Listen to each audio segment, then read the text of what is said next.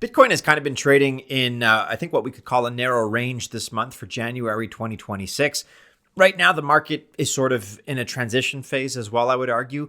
Momentum is building, but attention is not there. Attention is lacking at the moment. And that's a combination that puts us in our current situation, but it's also a combination that doesn't tend to last very long. And so BTC is kind of starting to move again, certainly not explosively, not yet. But of course, when Bitcoin wakes up, we kind of all know what happens subsequently.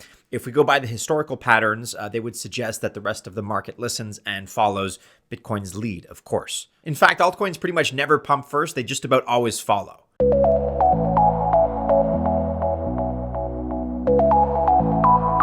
Welcome to the channel. My name is Maddie and this is Altcoin Buzz. All the best of luck if you choose to invest. I do wish you very well. Just remember that I'm not a financial or investment advisor, nor is this video official financial or investment advice. All right, the first coin on our list, I know it's not an altcoin, but we have to talk a little bit about Bitcoin and BTC as the crypto OG, basically. Without a Bitcoin push, as I just kind of explained, there will not be an altcoin run. Bitcoin always, with certain exceptions, as far as like a given project's developments or updates, whatever. But on the whole, kind of speaking across the board, BTC sets the trend, and then capital kind of cascades, trickles down into Ethereum, large caps, mid caps, and ultimately small caps. Now, our Altcoin Buzz technical analysis does suggest a pump for BTC kind of at the end of this month, which we're fast approaching the end of January and into February.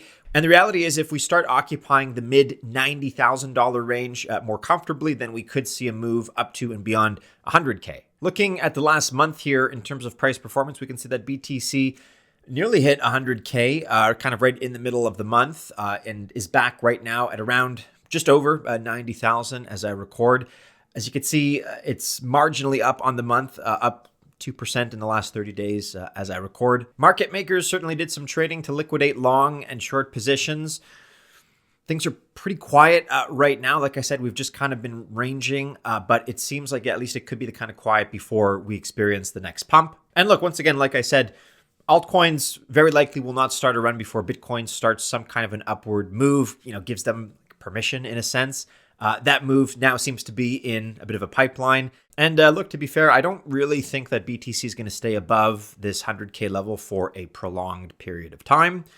That's a little bit of cautious optimism. I don't even know if you'd call that optimism, but that's kind of what I suspect. I hope I can be proven wrong as far as that gut feeling. I wouldn't call it a prediction, but it's just kind of what I'm feeling. But like I said, the current price of BTC is just above $90,000 as I record. Bitcoin's got to move first before there's a clear signal for the rest of the market to open up. That's just how it is. All right, now the first true altcoin in line to profit from any kind of a Bitcoin movement, a Bitcoin pump, would be Ethereum and ETH, ETH. Ethereum, of course, is the altcoin with the deepest liquidity by far. At the same time, it's also a gateway to DeFi. And early 2026 so far has been a decent period price-wise for ETH as we go into the rest of Q1 and then eventually into Q2. I'd argue that this first half of 2026 will continue to be good for Ethereum. And I say that for a few reasons. First of all, and we've talked about him a lot on the channel, suffice it to say, we've talked about him a lot. Tom Lee is a big catalyst for Ethereum. He, of course, turned BitMine into a massive ETH treasury, and it would kind of appear, or at least it would seem, that he almost doesn't know how to stop buying ETH. He just keeps doing it. A couple weeks ago, for example, BitMine added another $75.6 million worth of Ethereum, and their total bag now is worth over $10 billion. Tom Lee, of course, also predicted that ETH would go to a new all-time high before the end of January 2026.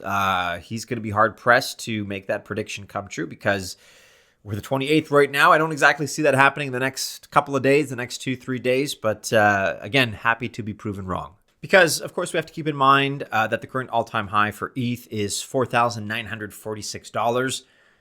So there's still a pretty good way to go.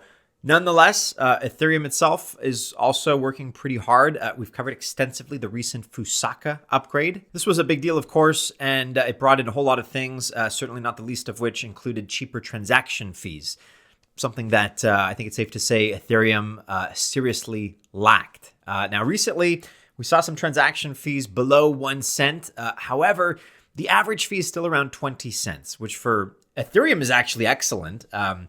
Versus the rest of crypto, it's not anything to brag about, certainly. For 2026, the Glamsterdam update is also in the pipeline. The current price of ETH is flat on the last week, these last 7 days, and sits at $3,025.70 as I record. Like I said, still a good ways to go before it hits new all-time highs. But look, it's open to interpretation. It's open to debate. How much longer really is Ether just going to continue going sideways in this channel? This video is sponsored by Weex, which is a crypto exchange with one of the best offers that we've seen for new accounts. And by the way, Canadians and Americans can use it as well, which is pretty cool. That can't be said for every exchange out there. Weex offers over 1,000 coins, as well as spot, futures, also copy trading, other stuff as well. And like I said, they've got a great new sign-up bonus for new users right now. And it's an offer that applies specifically to new accounts because when you sign up to Weex, you get a bonus just for signing up. Make a deposit and then you're going to get another. In fact, you can earn $150 in USDT added right to your account with just really a couple of simple tasks like linking your phone number and your account. And to do this, you do not even have to undergo KYC or know your customer. There are actually up to 15 bonuses you can get for various simple tasks, things like making deposits or moving some of your main account to the futures account. It is easy. And what's really nice is that the implications here are that you start your new account with profit. That's before you even start trading. So if you could use some juicy bonuses to add to your new account, and perhaps you're also on the hunt for a new place to trade, then try out Weex today. Click the link in the description of this video and get your bonuses. All right, next up here, we're looking at Solana and SOL, which we've been talking about more and more lately. In this project, of course, we have a layer 1 that offers fast and low-cost transactions by default. And this, by extension, the consequences that it keeps activities high across DeFi, also NFTs and payments on Solana. If we look at TVL here, Solana is the second chain, of course, after Ethereum. But what's much more interesting, if we dig in a little bit further here, is the revenue that Solana generates. Because look, the reality is that for the most part, it's difficult for chains to generate any revenue at all. Most of them struggle to do so. Not Solana. In fact, among all chains, it comfortably sits in the #1 spot.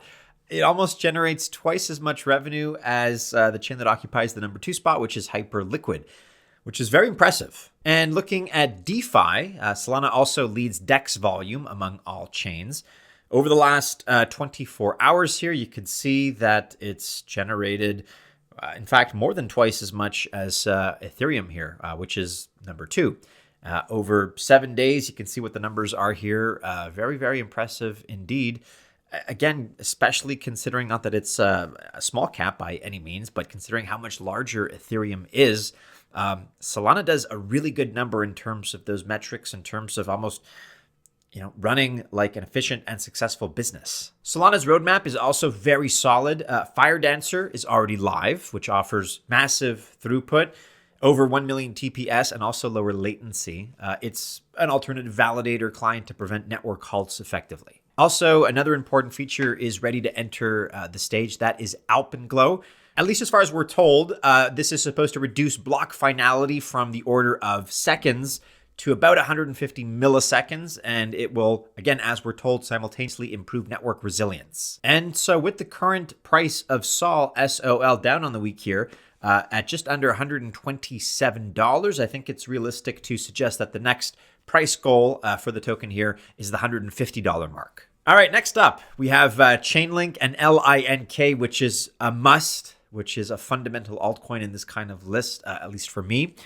This may well be one of the most undervalued altcoins that you can think of. And, I have my bias. This is pretty much my favorite project, but I really think that it deserves more acclaim, more attention, and certainly a higher price for the Link token. And I say that because you can find Chainlink back really all over the crypto sector.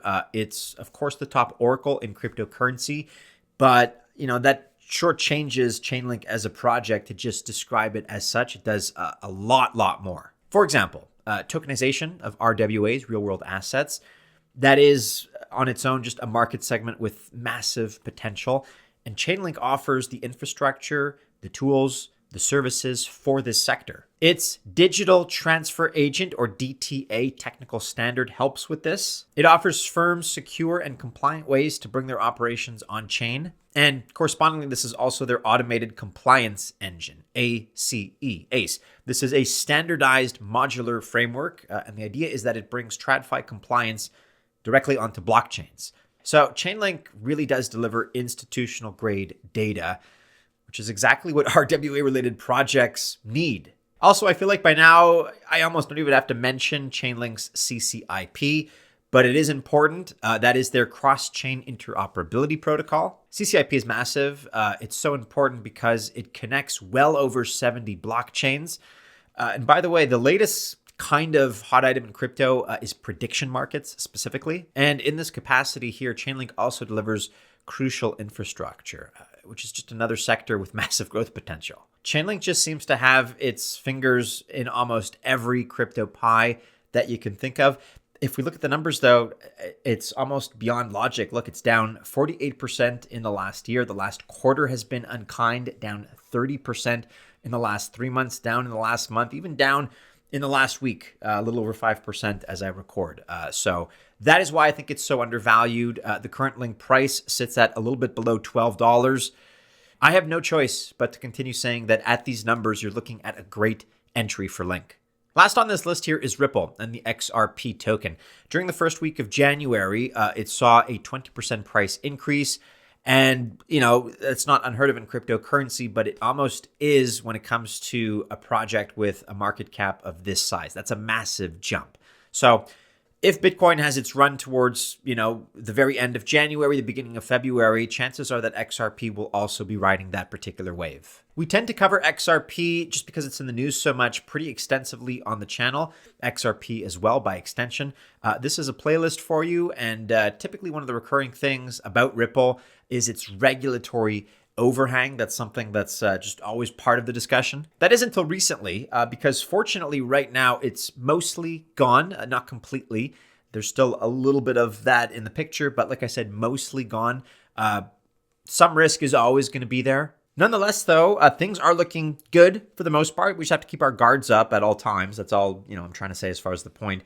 And Ripple actually has active licenses in over 75 jurisdictions, with about another 5 that are pending right now. Those include the EU and the UK. Ripple also has some pretty strong institutional interest for its XRP ETFs. Currently, there are 6 XRP spot ETFs and 5 futures ETFs in the United States alone. And these saw some nice inflows that exceeded $2 billion recently. So it does look like Ripple has kind of some wind in its sails at the moment. Price-wise, though, there's nothing all that exciting going on. The price of XRP as I record sits at $1.92. And if we zoom out for reference, you can see that it's probably undervalued where it is right now, down nearly 38% in the last year.